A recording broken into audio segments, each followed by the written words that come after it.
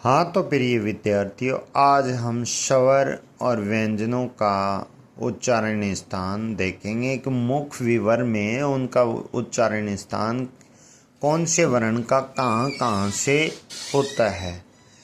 जैसे स्वर और व्यंजन का उच्चारण स्थान, तो आज सबसे बेस्ट तरीका सीखेंगे मुख विवर में उनका उच्चारण स्थान कहाँ कहाँ है, वो भी सूत्र के माध्यम से।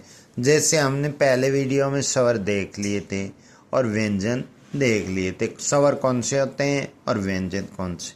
आज स्वर और व्यंजनों का उच्चारण स्थान जो मुख विवर में कहाँ कहाँ से होता है वो एक सूत्र के माध्यम से सीखेंगे।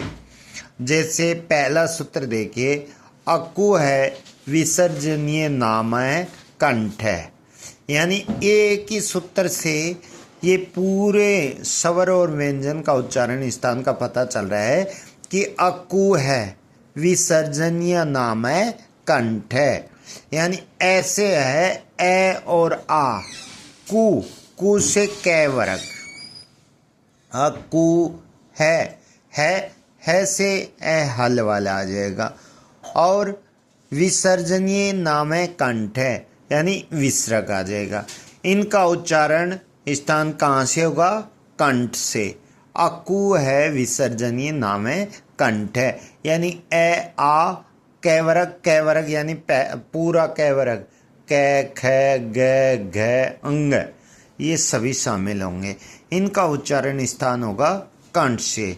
फिर दूसरा सूत्र आता है, इचु ऐसा नाम है तालव्य। यानी इसमें ई चैवर्ग और ये यानी अंतस्थ वर्ण में ये और ऊष्म वर्ण में स, ये सभी इस सूत्र में शामिल हो जाएंगे। यानी ई चैवर्ग ये और श तालव्य। इनका उच्चारण स्थान कहाँ से होगा? इन सभी का उच्चारण कंठ के बाद क्या आता है? तालु, तो इनका उच्चारण स्थान होगा तालु से। तीसरा सूत्र है, ऋतु रसा नाम है मुर्दा। यानी इनका उच्चारण स्थान कहाँ से होगा? मुख से। मुर्दा मीन्स मसूड़ों से, दांतों से ऊपर वाला स्थान मसूड़ों वाला, वो मुर्दा कहलाता है।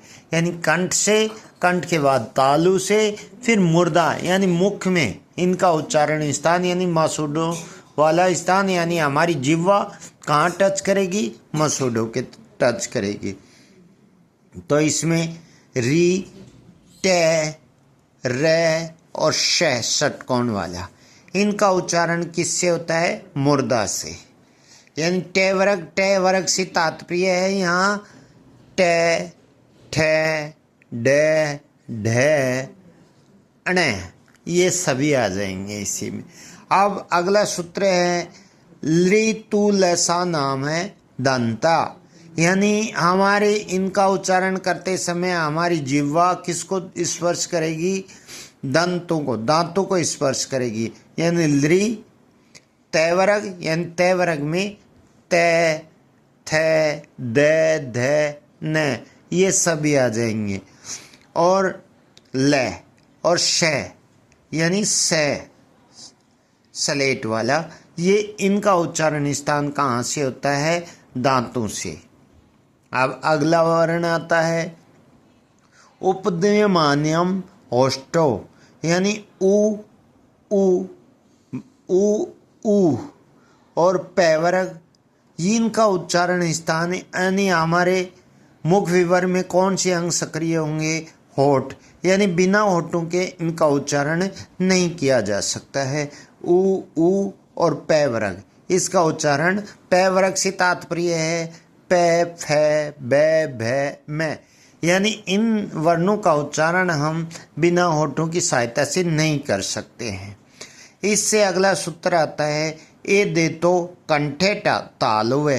यानी ए आई, इनका निर्माण कैसे हुआ? दो स्वरों के मेल से हुआ। तो ए का उच्चारण स्थान क्या है? कंठ। और ई का स्थान क्या है? तालु। यानी कंठ तालु, कंठे तालु। ए दे तो कंठे तालु, यानी ए आई का उच्चारण स्थान होगा कंठ और तालु से। अगला सूत्र आता है ओ दो तो कंठोष्टम, यानी ए और ऊ से मिलके बना है ओ आउ।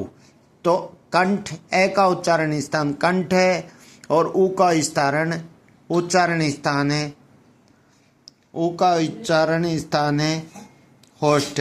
तो कंठोष्टम, यानी कंठ और ओष्ठ, ओ आउ का कंठ और ओष्ठ उच्चारण स्थान होगा। इसके आगे आता है व का उच्चारण स्थान होगा वकारस्य दंतोष्टम, यानी व का उच्चारण स्थान होगा दांत और ओष्ठ, यानी वकारस्य दंतोष्टम। इस तरह हम सभी स्वर और व्यंजनों का इजी और आसान भाषा में उच्चारण स्थान अच्छी तरह याद कर सकते हैं। इस वीडियो को 1 से 2 बार देखिए और पूरा वीडियो देखिए, आपको बहुत ही इजी और आसान भाषा में समझ में आएगा कि कै वर्ग का उच्चारण स्थान कंठ से होता है। कंठ से ऊपर चलोगे तो तालु होता है, तालु वाले उच्चारण स्थान में च वर्ग आएगा। फिर तालु से आगे चलोगे तो मुर्दा में, यानी हमारी जीभ कांट स्पर्श करेगी तो ट वर्ग में मुर्दा का उच्चारण स्थान होगा। फिर उससे आगे त वर्ग में उच्चारण के लिए हमें दांतों का स्पर्श, बिना दांतों के स्पर्श किए हुए हम त वर्ग का उच्चारण नहीं कर सकते तो दंतों से हो जाएगा। और बिना ओष्ठ के हम प वर्ग का उच्चारण नहीं कर सकते तो ओष्ठे हो जाएंगे। और ये अंतस्थ और ऊष्म व्यंजनों का उच्चारण स्थान हमने सूत्र के माध्यम से वर्गीकृत कर दिया है। इसी तरह स्वरों का उच्चारण स्थान भी हमने सूत्र में बांध दिया है। यानी एक में यहाँ अगर हम एक बार में ही सूत्र अच्छी तरह याद कर लेंगे तो इनको बड़े ही आसान भाषा में हम समझ सकते हैं और बार बार हमें नहीं देखना पड़ेगा। इसलिए 1 से 2 बार आप अच्छी तरह वीडियो को देखिए और सूत्रों को याद कीजिए। इससे आसान और इजी भाषा कोई नहीं हो सकती। इसलिए प्यारे स्टूडेंट्स, वीडियो को लाइक करें, शेयर करें, सब्सक्राइब करें। धन्यवाद।